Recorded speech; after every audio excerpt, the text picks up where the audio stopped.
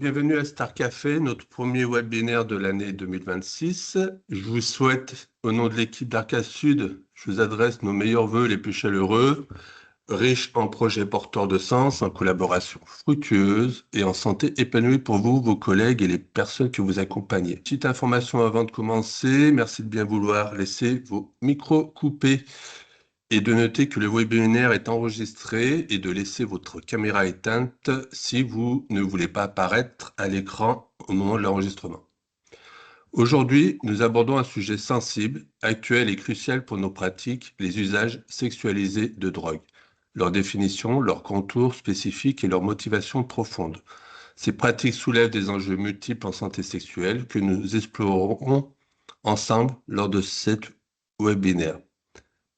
Pour ouvrir cette session, je suis ravi d'accueillir Fred Bladou, qui est conseiller et formateur en santé sexuelle, expert en prévention et réduction des risques liés aux usages de drogue et sexothérapeute diplômé en addictologie.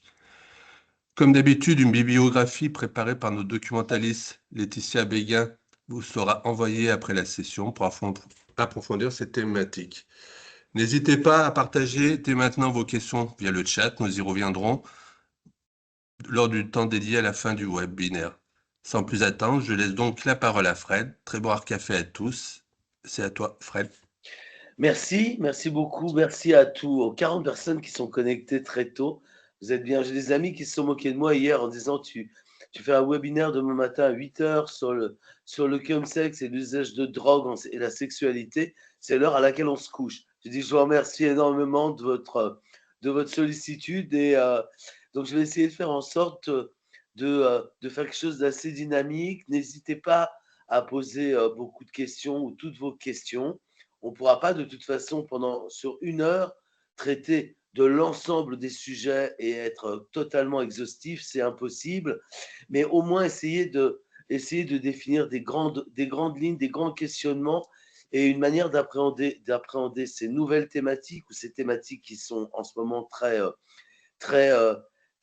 modernes et très actuelles et surtout notre capacité à pouvoir accueillir et accompagner des usagers sur ces problématiques. Je vais commencer d'abord par un retour un peu historique. Parce que l'usage sexualisé de drogue, c'est assez nouveau comme terme en fait. On a tous commencé il y a à peu près 14 ans, 15 ans maintenant.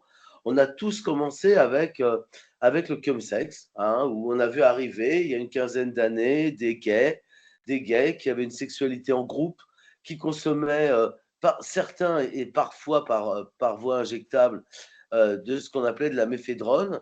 Donc, je ne vous raconte même pas la tête des intervenants de premier recours et notre tête à tous quand on a vu arriver des petits groupes de garçons un peu sur certaines grandes villes, Paris, Lyon, Bordeaux. C'était assez clairsemé au tout début, en tout cas. Ça ne l'est plus aujourd'hui, naturellement. Avec des nouveaux produits de synthèse, de la méphédrone, des choses. On ne connaissait absolument rien, en fait. Donc, qu'est-ce que c'était? C'était quoi ce chemsex? Une pratique sexuelle, une pratique d'usage de drogue, un peu un mélange de tout. Donc, le point de départ vraiment de cette réflexion, ça a été celui-là. Après, et puis on va revenir sur les définitions. Et puis après, on a vu quand même, au fur et à mesure des années, on a vu que la pratique s'installait véritablement, qu'on avait de plus en plus de groupes qui étaient identifiés, qu'on n'avait pas forcément des réponses qui étaient totalement adaptées à leurs problématiques d'usage et de sexualité. C'est-à-dire que la vieille scission historique qui existait dans la RDR et dans la lutte contre le sida, à savoir que dans les lieux d'accueil de prévention sexuelle et majoritairement destinés aux gays, enfin en tout cas pour ma part à l'époque, je travaillais à Aide et je venais d'Actop, on y parlait toute la journée de sexualité, de préservatifs, de comment se protéger, pour les plus modernes, on parlait de réduction des risques sexuels, mais on restait quand même uniquement sur une approche de sexualité, ou en tout cas une approche de prévention sexuelle. Et puis à côté de ça, dans les cas rudes, alors on ne parlait pas de sexualité, mais on parlait uniquement de réduction des risques de drogue. Et donc on voit bien que de toute façon, on n'était pas à même de satisfaire les besoins et de répondre aux questions des usagers qui étaient concernés. Il manquait un pan entier du travail en fait, il est impossible de dissocier dans l'accompagnement et dans la prise en charge des usagers, il est impossible de dissocier l'usage de drogue et la sexualité. C'est-à-dire qu'il faut traiter la problématique de manière globale, sinon on passe à côté soit des motivations, soit des déterminants, soit des contextes, enfin on passe à côté et on n'apporte pas une réponse de qualité. Souvent l'exemple que je donne, c'est que moi j'ai toujours été incapable de dire si au milieu d'une sex party, un usager allait s'infecter, allait se contaminer à VIH, est-ce que ça allait être du partage de seringues ou est-ce que ça allait être de la pénétration anale? À partir de ce moment-là, et face à de tels enjeux, on voit bien qu'on est obligé de traiter et d'appréhender la problématique sous les deux aspects et sans jamais ne faire de scission. Alors c'est compliqué, hein, parce que nous, les intervenants en santé ou les intervenants en prévention sexuelle, ils étaient extrêmement bons sur la sexualité, mais ils n'y connaissaient rien aux drogues. Et quant aux CARUD, on était très très très très bons sur les CARUD, XAPA, autres structures d'addictologie. On était très très bons on avait des manuels de petits chimistes avec toutes les drogues. On savait exactement traiter et réduire les risques, hein, puisqu'on avait quand même une longue expérience de la réduction des risques. Mais en revanche, on n'avait aucune idée et aucune approche, et même des difficultés éventuelles à pouvoir parler de sexualité avec les usagers. Donc ça, c'est un premier point. Après ça, on s'est rendu compte que Chemsex, toutes les études le montrent, c'est 80%, entre 81 et 85% des répondants à toutes les études qui se déclarent ou leur autodétermination sur l'orientation sexuelle, c'est gay ou HSH, homme ayant des relations sexuelles avec d'autres hommes. Alors du coup, beaucoup de gens ont dit oui, mais attendez, il y a aussi des hétérosexuels qui font du chemsex. Question tout à fait légitime. Alors, est-ce que c'était du chemsex? En tout cas, tout ce qu'on sait, c'est que la consommation d'un produit psychoactif, même l'alcool, hein, partons de l'alcool surtout, qui est le plus consommé comme produit psychoactif en contexte sexuel. On sait très bien qu'il n'y avait rien de nouveau. Ce ne sont pas les gays qui ont inventé l'usage de produits dans la sexualité. Et ce n'est pas le chemsex qui est venu inventer tout ça. Ça existait depuis bien longtemps, mais sans avoir de nom spécifique et sans avoir d'identification spécifique. À partir de ce moment-là, lors d'une conférence internationale à Montréal, toutes les assauts de réduction des risques qui étaient présentes, on a décidé de travailler et de mettre en place et d'inventer ce terme d'USD, usage sexualisé de drogue, pour justement être beaucoup plus inclusif et commencer à se préoccuper aussi de la sexualité dans d'autres groupes qui n'étaient pas les groupes gays et une sexualité qui n'était pas forcément du chemsex. Il y a beaucoup de pavés, c'est parce qu'on va vous les laisser et qu'au moins vous ayez des informations de qualité. Alors la différence entre les deux, ou en tout cas les grandes, qu'est-ce qu'on pourrait dire? Quelles sont les grandes lignes? À vrai dire, le point vraiment de départ la différence entre chemsex et USD, c'est que l'élément de motivation, l'élément qui va motiver l'achat et la consommation d'un produit dans le chemsex, c'est la sexualité. C'est-à-dire que on va acheter un certain type de produit, presque systématiquement des psychostimulants et du GBL, c'est souvent les produits qui reviennent le plus souvent. Mais en tout cas, la motivation d'achat et de consommation est une motivation sexuelle ou avec un objectif de sexualité. Ce qui n'est pas le cas dans les usages sexualisés, puisque dans l'usage sexualisé, vous allez prendre un verre avec des amis, vous allez prendre un verre le soir et vous rencontrez quelqu'un, vous allez rentrer avec la personne, vous êtes sous-produit potentiellement, c'est-à-dire que vous avez consommé un peu d'alcool, vous avez consommé 1 ou 2 lignes de cocaïne parce que c'est une soirée normale et une soirée comme il en arrive tout le temps. Et si vous avez beaucoup de chance, ça va matcher avec quelqu'un et vous allez avoir une relation sexuelle après. Et alors pourquoi est-ce que c'est pas du chemsex du coup? Parce que c'est quoi la différence entre un mec gay qui va consommer de la cocaïne pour avoir une sexualité et une femme hétérosexuelle qui, dans un rapport hétérosexuel, va consommer de la cocaïne? La grosse différence, ce sont tous les rituels. Il faut bien garder en tête que le chemsex est un ensemble de pratiques qui sont extrêmement ritualisées. C'est-à-dire qu'elles répondent souvent, et toutes là encore, c'est pas moi qui l'invente, vous aurez dans les bibliographies, de toute façon, les 2 grandes études françaises qui ont été menées sur la question, mais après elles sont partagées à l'international. Les pratiques sont très ritualisées. Alors, quand vous lisez les mauvais articles de presse, vous lisez les marathons sexuels, des des partous avec 30 partenaires pendant 72 heures. Alors, on va relativiser tout ça. Hein. Le chemsex, ça peut être aussi entre 2 personnes et ça peut durer 8 heures. On n'est pas obligé d'aller dans les outrances médiatiques pour expliquer le phénomène. Mais en tout cas, des pratiques ritualisées entre gays ou entre HSH, pour être un peu plus inclusif et moins fermé, avec un certain type de produit, avec un certain objectif de multipartenariat, de sexe en groupe qui sont très décrits, avec des pratiques sexuelles qui sont des inhibitions, hein, donc on peut le comprendre, des pratiques sexuelles qui sont associées souvent à des pratiques BDSM ou des pratiques dites hard. J'aime pas beaucoup le terme, mais il est intéressant juste parce qu'il peut représenter des psychotraumas. Il peut représenter des rapports traumatiques, présenter des rapports traumatiques et favoriser le passage des infections.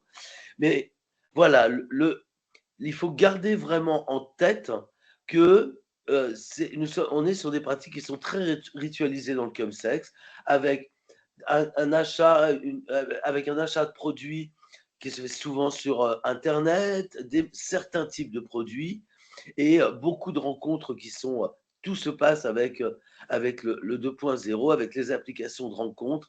On n'est plus sur un système de je sors, je vais en club, je vais dans un bar, je rencontre un partenaire, je rentre avec lui.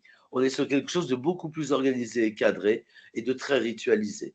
Donc voilà, donc si je reviens sur les définitions et les contours, hein, sur la définition, une des nombreuses définitions du chemsex, mais en tout cas celle-ci fait consensus entre la majeure partie des grandes assos internationales de réduction des risques, sexe entre hommes, consommation de substances pour faciliter, prolonger, améliorer les relations sexuelles. Jusque-là, ce n'est pas très éloigné du reste, mais une utilisation d'un ensemble spécifique de substances, principalement stimulants et GHB, GBL, des partenaires sexuels occasionnels et souvent du sexe en groupe. Naturellement, on consomme des psychostimulants, donc des sessions qui peuvent être beaucoup plus longues. Moi, souvent, j'ai des patients qui me disent « Oui, ça a duré 48 heures ». Je vous avoue franchement que je suis assez admiratif. 48 heures, ça me renvoie à une image de moi qui n'est pas une image de performance, en fait, mais c'est dû naturellement au produit. Et garder en tête aussi l'achat de produits, mais également le recrutement qui sont facilités par la technologie numérique. Ça, c'est extrêmement important. C'est vraiment dans le chemsex, il y a toute cette approche numérique de l'achat du produit jusqu'au recrutement de partenaires. Les applications de rencontre sont extrêmement présentes. Ça fait une différence avec les USD. Voilà. Après, est-ce qu'il n'y a que des gays? Je vais vous répondre tout de suite parce que c'est une question récurrente. Il n'y a pas forcément que des gays, mais toutes les études, en tout cas, montrent que c'est 85% de gays. Après, on a d'autres groupes. On pourrait parler des personnes trans qui peuvent aussi être concernées. On peut aussi parler de certains groupes libertins. Donc voilà, il ne faut pas s'arrêter à chemsex égale gay, mais majoritairement, ce sont quand même des pratiques qui ont lieu et qui se déroulent plutôt au sein de la communauté homosexuelle. Alors maintenant, on va passer à la diapo suivante, s'il vous plaît. Alors, quelques mots sur les USD. Alors, usage sexualisé de drogue, ça peut être n'importe quoi. Et là, j'ai commencé l'intervention par vous parler de l'alcool. On pourrait parler de l'alcool, du cannabis, qui ne rentre pas, là pour le coup, qui ne rentre pas du tout dans le chemsex ou dans les produits consommés dans un contexte de chemsex. On reviendra après sur les produits consommés majoritairement, mais l'alcool et le cannabis ont été exclus des pratiques de chemsex. D'abord parce que le cannabis peut être consommé sur la descente ou en complément après, mais ce n'est pas une drogue qui facilite la sexualité systématiquement. Donc le cannabis ne rentre pas dans les produits, dans les substances consommées dans le chemsex, alors que dans les USD, ben là, il faut rentrer, il faut intégrer toutes les questions d'alcool, les questions de cannabis et d'autres produits psychoactifs qui ne sont pas consommés par les gens à la base pour avoir une sexualité, qui sont consommés en contexte festif ou parce que les personnes sont des consommatrices régulières. Et puis, il y a une sexualité qui vient se greffer là-dessus. Alors, ce ne sont pas les mêmes, ce n'est pas la même chose, mais on a des dénominateurs communs qui sont liés à la sexualité, à la prévention sexuelle, à la santé sexuelle, On va essayer de détailler un tout petit peu. Alors, comment est-ce qu'on fait pour appréhender, ces phénomènes? Alors, du coup, une fois qu'on a dit ça, ça interroge énormément sur qu'est-ce qu'on met en place et comment est-ce qu'on fait pour intervenir, puisque nos équipes ne sont pas forcément formées à tout ce qui est santé sexuelle, elles ne sont pas forcément formées à toute la réduction des risques. Ça nous a obligés, nous à Aide, mais d'autres structures, naturellement, d'un seul coup à renforcer nos compétences, à améliorer nos connaissances, parce que d'un seul coup, recevoir un cum-sexeur dans un lieu d'accueil, dans un CARUD, qui va venir demander des pompes pour le week-end, des seringues pour le week-end et pour ça part tous comme sexe, sans lui demander où il en est en termes de prévention, où il en est en termes de dépistage, on passe quand même à côté d'enjeux très réels. C'est-à-dire que dissocier encore une fois les deux devenait complètement, enfin nous faisait passer à côté des objectifs. Donc on a appris avec le temps et on a appris à essayer, et surtout en écoutant les usagers, et en écoutant les besoins exprimés des usagers, il a fallu s'adapter et mettre en place des stratégies spécifiques qui répondent à ces nouveaux usages, ou en tout cas nouveaux s'ils ne sont pas nouveaux, décrits de manière assez nouvelle. On était resté quand même sur des schémas assez archaïques de l'accueil et de l'accompagnement des usagers. Et d'un seul coup, moi je me souviens des premières sensibilisations faites en CARUD à Aide en disant il va falloir parler de sexualité avec vos usagers parce que les usagers qui consomment de la cocaïne ou les usagers qui consomment du crack ou de la cocaïne basée, ils ont potentiellement une sexualité. Est-ce que vous en parlez avec eux? Ah non, non, mais c'est pas possible. On ne peut pas parler de sexualité avec les usagers de drogue. Et encore moins si c'est du chemsex, on ne peut pas parler d'homosexualité. Enfin, vous voyez, il y avait tous ces freins et toutes ces choses qui faisaient que parler de sexualité dans nos structures de RDR n'était pas du tout quelque chose d'évident et de facile à aborder. Donc, ça a été un vrai travail de sensibilisation et de modification de l'approche. Alors, qu'est-ce qu'on a fait? On s'est dit, bon, en fait, il y a ce qui se détache, c'est trois grands piliers, en fait, dans les besoins qui sont exprimés par les usagers. Le premier pilier, c'est ouais, mais alors, sexualité sous produit, ouais, le préservatif, bah non, on n'en met plus. Donc, qu'est-ce qu'on fait? Qu'est-ce qu'on fait, en fait? Dans des communautés, dans un groupe, dans un groupe spécifique ou dans une population vulnérable comme les HSH, avec une forte charge virale communautaire VIH, mais aussi IST, qu'est-ce qu'on fait si on ne parle pas de la prévention? Alors qu'on est bien sur des pratiques de sexe en groupe sous-produits. Donc, qui dit sous-produit dit avec une modification des perceptions et du comportement souhaité. On ne parle pas des effets négatifs, là. Je ne suis pas en train de parler. En tout cas, dans les effets positifs, il y a bien une recherche de la part des usagers de modifier, pour plein de raisons différentes, de modifier leur perception on y reviendra après, afin d'augmenter le plaisir, de réduire les inhibitions et plein de choses de ce genre. Donc, pourquoi la stratégie d'approche pluridisciplinaire? Parce que des enjeux multiples en santé sexuelle, dont la prévention, des enjeux multiples en réduction des risques, et surtout, comment est-ce qu'on les accompagne? Alors, il y a toujours une vieille anecdote. Un jour, je vais arrêter de la citer parce que ça fait maintenant 10 ans que je dois la citer, donc il faudrait que j'en trouve une nouvelle. Mais moi, je me souviens d'il y a 10 ou 12 ans, d'un homme usagé comme sexeur, CSP+, vraiment le type qu'on n'a pas du tout l'habitude de voir dans nos CARUD, et surtout sur de l'injection et surtout sur des comportements et des conduites addictives extrêmement sévères.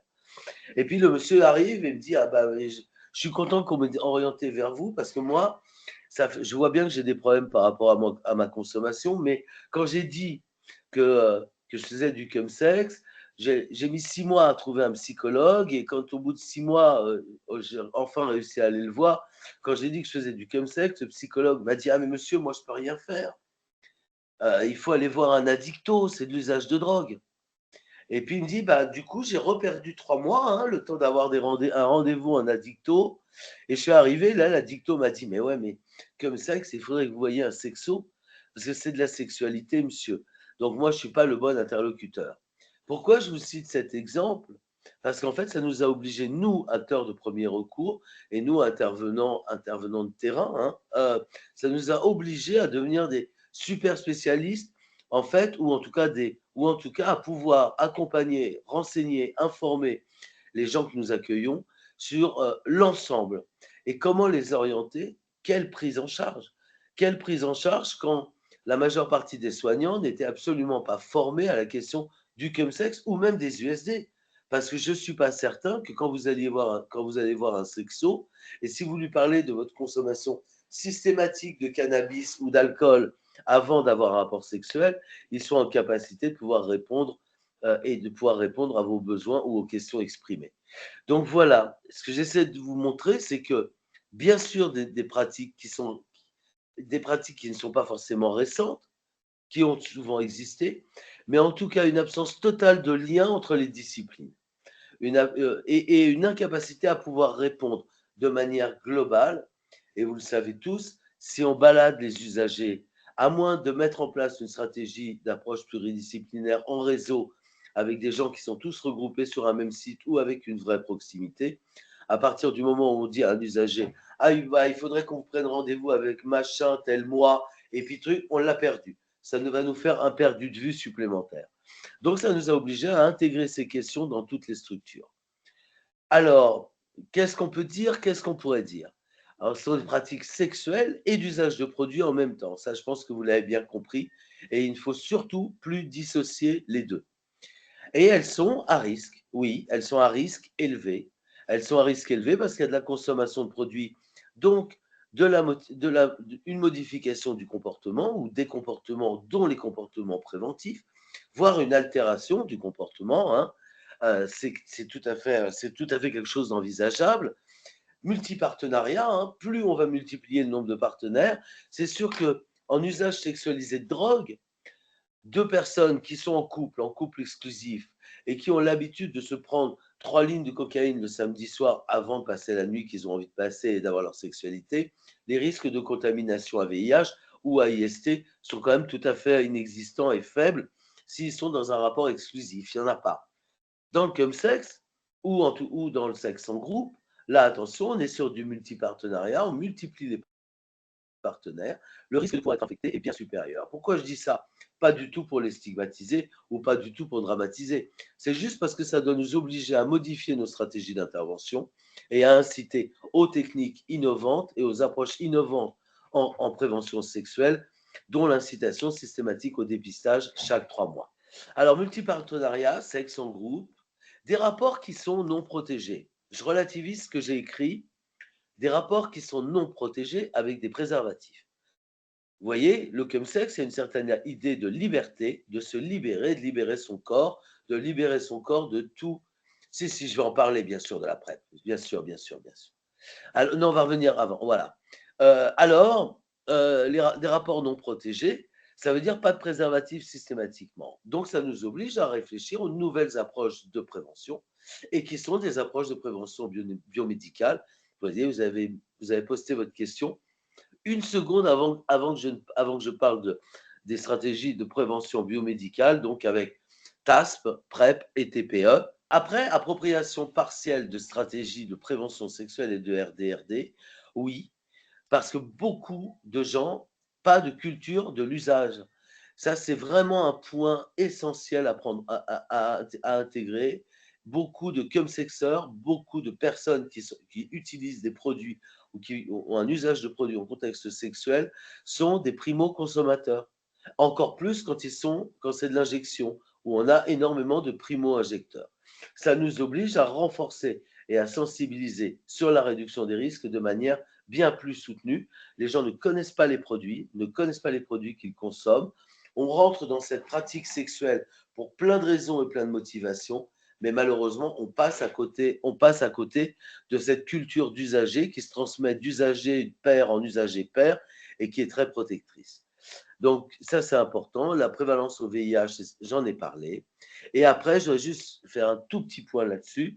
Attention aujourd'hui au biais de langage et au biais de discours, où aujourd'hui, on considère, il y a une espèce de tendance en ce moment, un petit peu au détriment de la réduction des risques, hein, une espèce de tendance qui voudrait qu'on psychiatrise systématiquement tous les usages. C'est le contexte politique qui veut ça, hein, c'est le contexte politique, et d'un seul coup, qui dit chemsex dit on va, oh là là là là, il faut vous envoyer en psychiatrie addictologie. Alors, calmons-nous, les acteurs en santé communautaire et les acteurs de la réduction des risques peuvent faire un excellent travail là-dessus. Tout le monde n'a pas besoin et n'a pas besoin d'un recours systématique à la psychiatrie ou à l'addictologie. C'est en gros 30% selon les études des usagers de chemsex qui rencontreraient des problèmes directs liés à leur consommation. Il faut cesser la dramatisation et la panique morale qu'on lit dans la presse aujourd'hui sur le chemsex. On a aussi à peu près 60% des chemsexeurs qui maîtrisent, qui contrôlent leur consommation et qui n'ont pas d'effet délétère direct par rapport à l'usage. Alors, pourquoi je parle on parle d'addiction tout le temps. C'est la mode. Hein, tout le monde est addict. On est dans une société addictive, enfin addictogène, dans une société de la vitesse. C'est vrai. On peut pas le contester. Le recours aux produits, il fait partie intégrante et si autant de gens ont recours à des produits psychoactifs, c'est bien évidemment parce que cette société est anxiogène et favorise l'augmentation de la consommation de produits. L'addiction ou les conduites addictives, on va être clair, c'est une conduite addictive ou un comportement addictif, ça correspond soit à un comportement qui a une probabilité significative d'évoluer vers une addiction, soit à une addiction déjà constituée. Et l'addiction se caractérise par la perte de contrôle durable d'une personne sur la consommation d'un produit psychoactif ou d'une activité, comme par exemple les jeux d'argent de hasard, le visionnage d'images pornographiques, dont la répétition occupe de plus en plus de temps au détriment des autres activités, vie sociale, centre d'intérêt, travail et sommeil. Pourquoi j'ai voulu vous donner cette définition? Justement pour qu'on arrête de parler systématiquement d'addiction.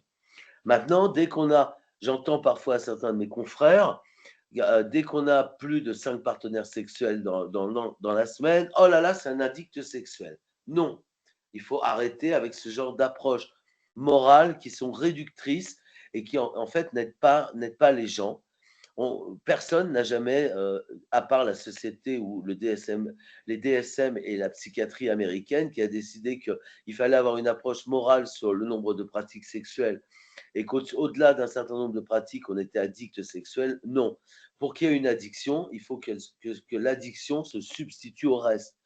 J'ai vu une question passer, on m'a transféré une question qui était très intéressante sur l'addiction au porno. Je ne sais pas ce que ça veut dire, moi, l'addiction au porno. À partir du moment où je vais avoir un entretien avec cette personne, si cette personne me dit que toute la journée, quand elle est sur son lieu de travail, elle ne peut pas s'empêcher de visionner sur son lieu de travail des images pornographiques en fond d'écran et qu'elle risque de perdre son boulot parce que les gens commencent à s'en rendre compte, là, il y aura une problématique de conduite addictive. Mais après, si quelqu'un me dit, chaque soir, je regarde un film porno à la maison et ça n'a aucun effet négatif sur ma sociabilité, je continue à voir mes potes, enfin. Donc, vous voyez, soyons très prudents sur les questions d'addiction. C'est pas parce que les chemsexeurs ont beaucoup de partenaires qu'ils sont forcément addicts ou addicts à la sexualité ou addicts aux produits. Il faut vraiment mettre des limites à ça. Le porno, ça a un impact sur le partenaire et leur relation. Ça peut en avoir, absolument. Mais est-ce que c'est le porno qui a un impact ou est-ce que c'est le manque d'éducation sexuelle? Est-ce que si on éduquait ou si on permettait d'éduquer les gens à la sexualité, est-ce qu'aujourd'hui, ils ne seraient pas obligés ou ils ne seraient pas déformés par les images pornographiques qui ne sont que la seule forme d'éducation sexuelle qu'ils peuvent avoir? C'est une vraie question, hein. Je ne pense pas qu'il faille diaboliser le porno. Je pense que malheureusement, on a laissé les gens qu'avec du porno. Quand on voit aujourd'hui que certaines assos ont attaqué l'État parce que les réglementations ne sont pas respectées et qu'on ne fait plus d'éducation à la santé sexuelle, à la sexualité dans les lycées, ça pose de vraies questions. Comment font les jeunes pour s'éduquer à la sexualité en dehors d'images pornographiques plus ou moins acceptables et plus ou moins supportables glanées sur la toile? La question est beaucoup plus complexe que moi, je veux bien diaboliser le porno, mais j'y mets quand même de vraies limites. Alors, quelle motivation? Ça, c'est valable, complètement valable pour que ce soit pour le chemsex ou que ce soit pour les usages sexualisés de drogue. On retrouve ces déterminants et les motivations à la consommation de psycho. Pour le premier item qui ressort systématiquement, c'est augmenter, accroître le plaisir. C'est systématique, toutes les études, tous les entretiens nous le montrent. J'ai commencé ou j'ai voulu prendre un produit parce que j'ai voulu augmenter le plaisir. Le lâcher-prise, extrêmement important aussi. On a tous nos soucis, hein. On a un chef de service qui nous gâche la vie, on a des problèmes pour payer le loyer, enfin, on a tous nos soucis au quotidien. C'est extrêmement difficile dans cette société de l'ultra-performance et de lâcher prise. Le contexte en ce moment, il est anxiogène, hein. Il suffit de regarder, il suffit d'être fou et de regarder CNews 5 minutes le soir. Je ne suis pas certain qu'on ait envie d'avoir un rapport sexuel derrière ou qu'en tout cas on soit extrêmement libéré en termes psycho ou en termes libres. Donc la prise de produit pour le lâcher prise, elle est essentielle. La libération, se sentir libre, c'est quelque chose qui revient souvent dans les témoignages. Se sentir vivant, c'est de l'ordalie, c'est pas nouveau, hein. Le fait de se sentir vivant, on sait que potentiellement il y a un danger, mais en même temps, on a une sexualité qui n'est pas épanouie, on rencontre personne, on se sent seul. Finalement, le chemsex va venir totalement euh, euh, mettre de côté toutes ces choses qui étaient négatives ou ces ressentiments très négatifs et qui étaient très bloquants. Et le chemsex va favoriser. D'un seul coup, on va se connecter sur Grindr, on va rencontrer des gens qui sont en sex party, on va être sollicité parce qu'on est tous sous-produits. Donc, c'est aussi quelque chose qui revient extrêmement souvent. Le sentiment d'appartenance à un groupe, hein, le fait de rompre l'isolement. J'ai des études, mais là, on n'a pas le temps ce matin, mais j'ai des études qui montrent à quel point aujourd'hui, chez les gays, près de 40% des personnes gays disent ressentir l'isolement ou la solitude. Bien sûr, chercher à se désinhiber, c'est pas parce que on assume sa sexualité qu'on assume toutes les pratiques, hein. Malheureusement, et c'est encore une question d'éducation sexuelle, d'éducation au plaisir, d'éducation à la santé sexuelle. Augmenter la performance, et oui, parce que je ne sais pas pour vous, mais moi, 48 heures, j'y arrive pas. Donc, je pense qu'effectivement, les produits, ça sert bien à ça. S'autoriser des pratiques, renouer pour certains avec les sexualités, bloquées du fait de leur âge, de leur statut sérologique. D'un seul coup, la prise de produit va libérer, encore une fois, et améliorer, augmenter la libido. Il y a quelque chose que je voulais vous partager, qui est juste quelques mots qui ont été une conversation que j'ai eue avec un de mes camarades de psychanalyste qui m'a écrit, et je partage complètement son avis. Je crois que le chemsex fonctionne comme soulagement psychique. Cette pression chronique s'installe souvent très tôt, en famille et dès l'adolescence, au moment des premières expériences, des premiers regards et des premiers jugements, lorsque se révèle l'appartenance à une minorité. Le chemsex constitue une réponse à une société hétéronormée, moi je dirais hétéronormée et hétéropatriarcale. Voilà, on y voit surtout une réponse inconsciente à un stress, qui peut être un stress physique, mais aussi un stress psychique, qu'on peut appeler le stress minoritaire. Ça, c'est vraiment un élément à garder en tête. Pourquoi autant de gays dans le chemsex et pourquoi la communauté ou pourquoi des groupes ou la population générale ne s'est pas jetée dans ces pratiques? Parce que justement, il n'y a pas ça à la base. Toute la société est construite autour d'un schéma hétéropatriarcal et c'est ce qui fait l'énorme différence. Le chemsex est devenu, pour une partie des hommes gays, une forme de subculture sexuelle, avec ses codes, ses espaces, ses rites, sa consommation et surtout sa façon de consommer du sexe. C'est peut-être une solution temporaire, parce que le chemsex ne fait bien sûr pas disparaître le stress minoritaire ni l'homophobie, mais en tout cas, ça aide à la supporter. Voilà, c'était une réflexion que je voulais vous partager parce que C'est pour expliquer vraiment tous les déterminants autour de ces pratiques et essayer de les expliquer autrement que de manière réductrice, comme on peut le lire toute la journée. On peut passer à la slide suivante. Santé sexuelle, je pense que pour aborder aujourd'hui, on a souffert très longtemps à cause de l'épidémie de sida.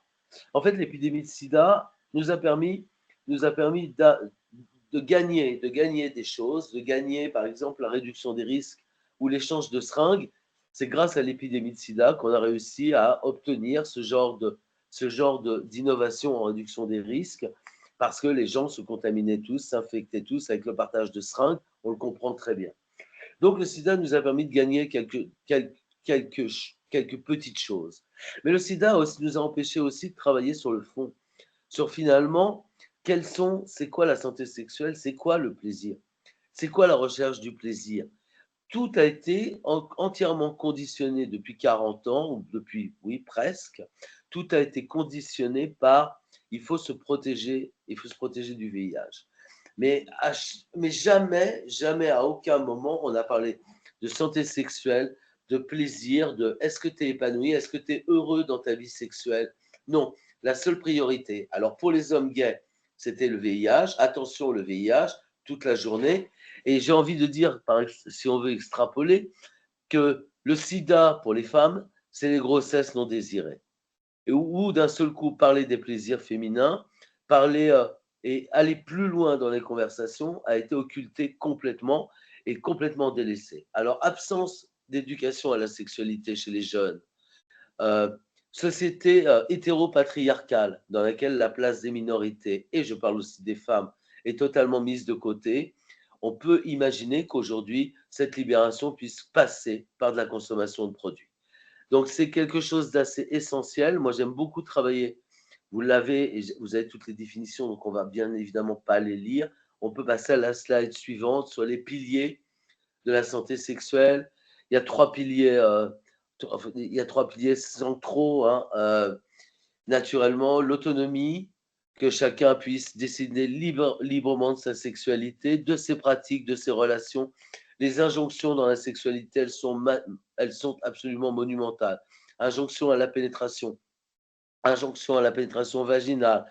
Tout ça, il faut le subir. Et comment est-ce qu'on fait pour le subir lorsqu'on n'en a pas envie, parce qu'on nous a pas laissé, on n'a pas favorisé l'expression de nos envies et de nos sexualités.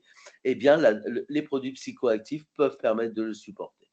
La satisfaction, parlons quand même de satisfaction à un moment. Possibilité de vivre une sexualité vécue comme positive et satisfaisante. Je vous laisserai y réfléchir chacun dans votre coin. Est-ce qu'aujourd'hui on nous laisse vraiment, et est-ce qu'on a l'impression qu'on nous laisse avoir cette approche qui intègre le plaisir, mais aussi les dimensions affectives, psychiques, relationnelles, l'estime de soi, la sécurité. Et oui, parce qu'il faut quand même la sexualité sans risque évitable. Mais vous voyez, toute cette partie prévention sexuelle qu'on traitait depuis 40 ans, moi, chez moi, elle passe au troisième point. Elle passe après l'autonomie et après la satisfaction. Et ça, c'est très nouveau comme approche. C'est-à-dire que, et là, on parle des IST, du VIH, des grossesses non désirées, bien sûr des violences sexuelles, des coercitions, des pratiques non consenties. Et donc, voilà. Donc, moi, je vous invite à travailler vraiment sur la remise en question finalement de nos stratégies et nos modes d'intervention en passant par ces nouvelles approches de santé sexuelle, de ne plus rester sur les schémas anciens de la prévention. On peut passer à la slide suivante. Le tabou lié à l'orientation sexuelle, on en a parlé énormément. C'est une définition qui me semble être extrêmement importante. Ça montre pourquoi, encore une fois, la prévalence au chemsex. Ça, c'est ma camarade Maïtena Millet de l'OFDT sur l'étude Apache, qui est une des deux grandes études menées en France, qui a écrit ce paragraphe de conclusion dans le rapport qui me semble extrêmement important.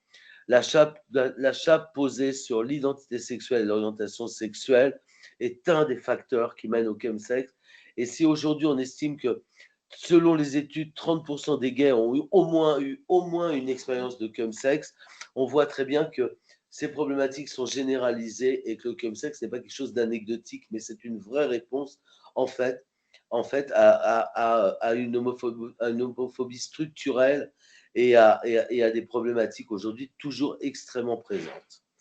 On peut passer à la prochaine. Alors, c'est quoi là maintenant la stratégie d'approche pluridisciplinaire? Privilégier l'intervention communautaire. Nous, acteurs de premier recours, acteurs communautaires, nous sommes en général les gens vers qui vous savez à quel point, vous travaillez tous dans ces métiers, vous savez à quel point l'addictologie aujourd'hui et la psychiatrie sont saturées. On a des délais d'attente qui sont absolument monumentaux. Donc aujourd'hui, je me mets en colère, moi, très souvent, quand je lis de mauvais papiers dans la presse qui disent ah, si vous faites du chemsex, ou alors, oh là là, les femmes sous kétamine. C'est le nouveau grand sujet de la presse, là. Hein. Le nouveau grand sujet, c'est toutes ces femmes qui prennent de la kétamine. Oui, mais cessez de dire, il faut que les journalistes cessent de dire, allez voir un psychiatre ou allez voir un addictologue. On est saturé.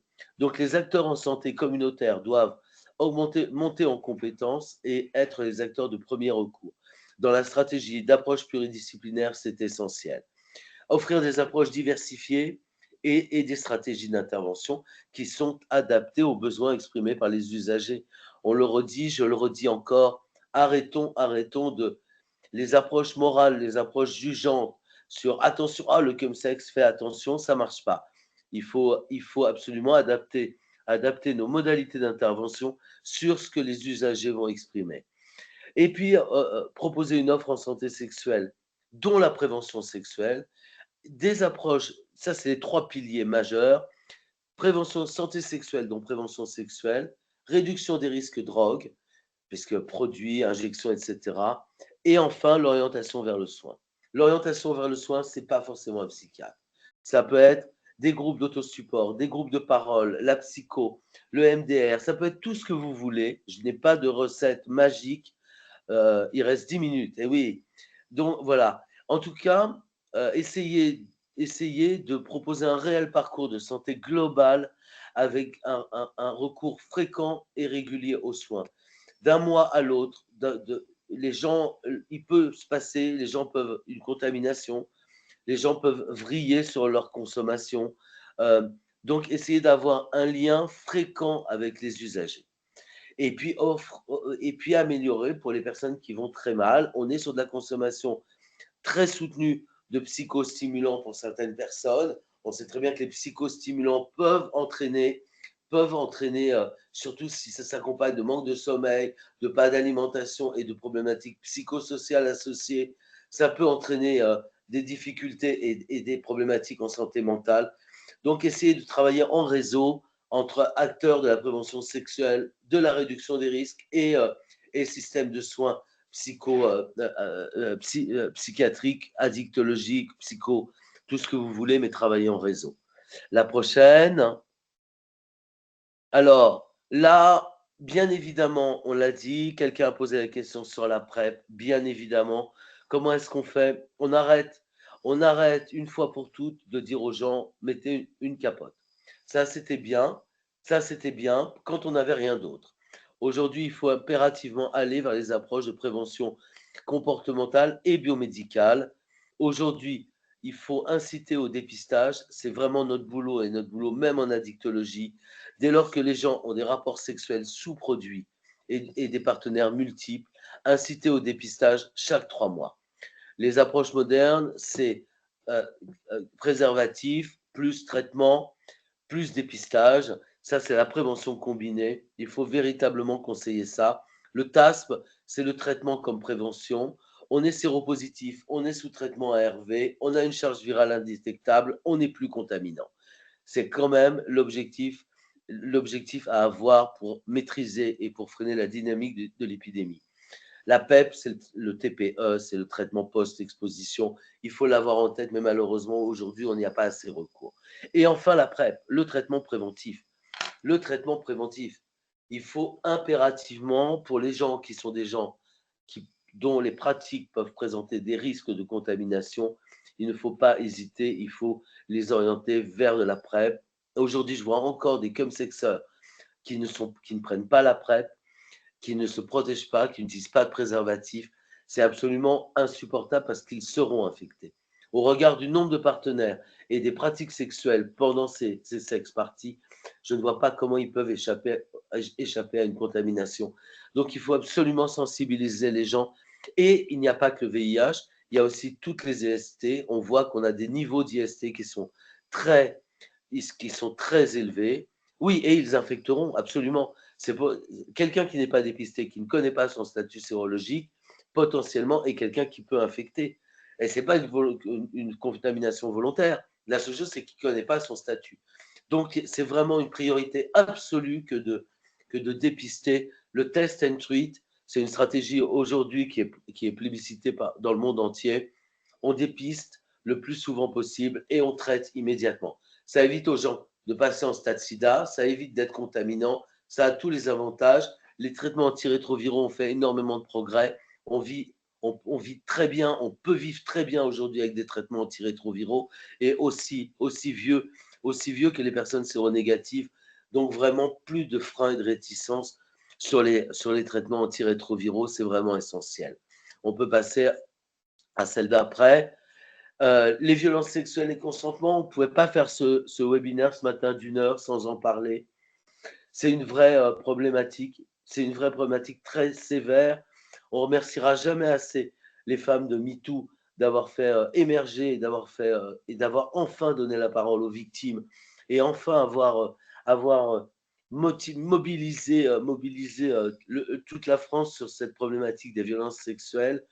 Alors, qui dit prise de produits, altération du comportement, baisse de la vigilance, tout ce que vous voulez, effectivement, dans le chemsex aujourd'hui, on a des problématiques qui sont liées au consentement. Comment est-ce un consentement, un oui ou un non clair, quand on est sous produit, on peut imaginer que ce soit pas facile, ce soit pas du tout simple.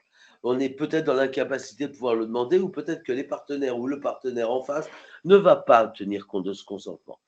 Donc vraiment, il y a un vrai travail de sensibilisation aujourd'hui auprès des usagers de produits sur le consentement sexuel, obtenir un oui ou un non, le respecter. La drogue n'est jamais une excuse, je pense qu'on sera tous d'accord là-dessus. Quand je dis la drogue, l'alcool, la majeure partie et le plus grand pourcentage de violences sexuelles, c'est avec de l'alcool.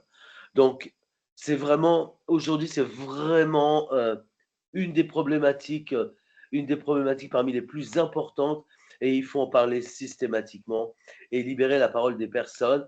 Dans le chemsex, on y est exposé et c'est assez nouveau, c'est assez dur. En théorie, les gens se retrouvent pour partager, faire communauté, faire groupe autour de pratiques qui sont communes, pour échapper finalement aux stigmatisations venant de l'extérieur et à l'homophobie. Et en fait, on voit qu'il y a la reproduction de schémas, malheureusement, de domination, de violence au sein de ces groupes. Donc, c'est vraiment une thématique c'est vraiment quelque chose à avoir en tête et ne pas hésiter à poser la question et surtout à écouter les usagers. La prochaine, il ne me reste pas beaucoup de temps. Là, sur la RDR drogue, on ne va pas pouvoir développer, mais vous avez la slide. Aujourd'hui, la seule chose que je peux vous dire, multiplication, nouveaux produits, usage majoritaire de psychostimulants et d'un dépresseur qui est le GHB. Bien sûr, des produits qui sont à risque, des produits qui sont très addictifs. On ne va pas se mentir, ce sont des psychostimulants, donc c'est très addictif. Donc, le besoin d'avoir une vraie réduction des risques. Et puis surtout, le chemsex a fait exploser le recours à l'injection, ce qui est, en termes de réduction des risques, la pratique qui peut présenter le plus de risques de transmission, de contamination, de risques bactériens. Donc, très important d'innover en réduction des risques. Et je mets une grande alerte sur l'analyse de produits. C'est essentiel aujourd'hui d'inciter les usagers qui sont pour beaucoup primo-consommateurs, ne savent pas ce qu'ils consomment. C'est vraiment essentiel aujourd'hui de sensibiliser les usagers à l'analyse de drogue.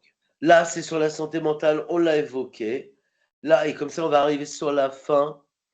Qu'est-ce qu'il faut faire? Comment est-ce qu'on peut mieux accueillir et mieux prendre en compte les besoins des usagers? Proposer une offre pluridisciplinaire en fonction des besoins exprimés par les usagers, comme je l'ai dit, donc basé sur la prévention sexuelle, la réduction des risques de drogue et l'orientation vers le soin. C'est les 3 piliers, mais ce n'est pas l'un ou l'autre. Sinon, on passe à côté des objectifs.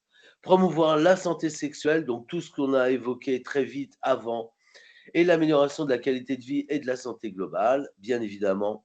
Favoriser l'autosupport, beaucoup de réticences, c'est difficile de parler.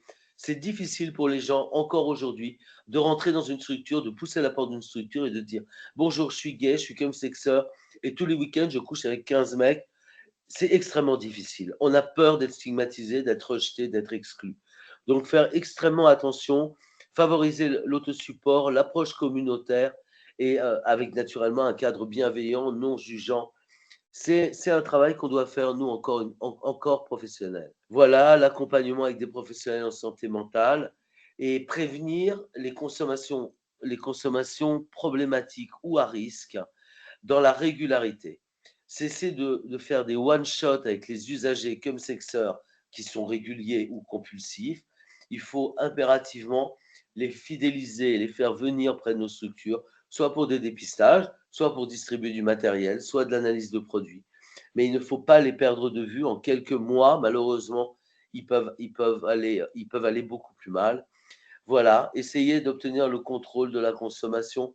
Vous le voyez bien, aujourd'hui, les injonctions à l'abstinence, si elles ne viennent pas des personnes, elles sont profondément délétères et elles isolent du soin. Voilà, la prochaine, et je pense que ça devrait être la conclusion, et ben voilà. Voilà, il faut renforcer, les gens sont pas assez, les usagers ne sont pas assez, et surtout on a de plus en plus de jeunes, on a beaucoup de jeunes qui rentrent dans la sexualité, beaucoup de jeunes gays qui rentrent dans la sexualité via le chemsex et les applications de rencontres. Donc il faut absolument renforcer leur capacité à pouvoir se protéger et renforcer tout ce qui est éducation à la santé, éducation à la prévention. On voit qu'on a des déficits. Là, il y a eu le 1er décembre, journée mondiale de lutte contre le sida.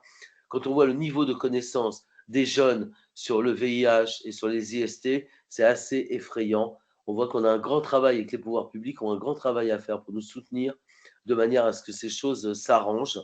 Et bien sûr, stigmatisation, politique répressive, discrimination et le manque, le défaut de structures de soins formées, appropriées, ça entretient la dynamique des épidémies. Donc, on a de gros efforts à faire en santé sexuelle ou en spécialisation. En fait, je suis en train de vous dire qu'il faut devenir des super spécialistes sur tout, mais ne plus se contenter des questions de prévention sexuelle ou d'addiction ou de je ne sais quoi. Cesser de se réfugier derrière la psychiatrie. Le nombre d'usagers, le nombre de consommateurs a explosé en France. On a tous les chiffres, on les voit toute la journée. L'OFDT nous a rendu des rapports très sophistiqués montrant aujourd'hui l'explosion de la cocaïne dans ce pays. Ça nous oblige aujourd'hui, nous, à réinterroger nos pratiques et bien sûr à intégrer ces questions d'usage en contexte sexuel dans nos actions. Merci Fred, Merci à c'était tous. très Merci à tous. intéressant et très formateur. Rapidement, s'il y a une question, on n'aura pas le temps d'en poser plus, mais s'il y a une question que la personne... Bah, on avait des questions qui étaient arrivées au préalable et qui étaient vachement intéressantes. Est-ce que... attends, il faudrait que je puisse les retrouver. Il y en avait une sur l'addiction à la pornographie. Est-ce que tu les as sur tes mails? Il y en avait une sur l'addiction à la pornographie. Alors, la vraie question, c'est qu'est-ce qu'on fait quand quelqu'un dit qu'il est addict Alors, on en a parlé tout à l'heure. Hein. Je ne sais pas ce que ça veut dire, moi, l'addiction à la pornographie. Si la personne ne sort plus de chez elle, reste enfermée à consommer des produits, dont de l'alcool, des week-ends entiers, se désocialise, oui, il y a une addiction. Si la personne regarde fréquemment, hyper consomme de la sexualité et des vidéos pornographiques, est-ce que c'est de l'addiction? J'en sais rien. En fait, il n'y a qu'avec un entretien avec cette personne qu'on va pouvoir apporter une vraie réponse. Si la personne, moi j'aime bien partir sur un truc, c'est me dire est-ce que la personne exprime une éventuelle souffrance? À partir du moment où la personne, ou alors dans le cas des addictions sexuelles, si la personne ou son ou sa partenaire exprime des souffrances, oui, il y a potentiellement addiction. Mais sinon, j'en sais rien. Sur la PrEP, est-ce que j'ai répondu? C'est essentiel, il faut y aller. Je ne sais plus si on avait d'autres questions. Est-ce qu'il y en a une dernière? Merci beaucoup à vous. Hein. Merci à Merci tous. à toi, Fred. Merci. Donc, on vous enverra dès qu'on aura fait le montage, on mettra sur le site internet l'enregistrement et la bibliographie comme prévu. On se retrouve le 3 février, mardi 3 février à 8h pour le sujet sera les conduites addictives chez les aînés. Voilà, je vous remercie à tous. Merci et bonne Merci journée. beaucoup. Merci. Au revoir.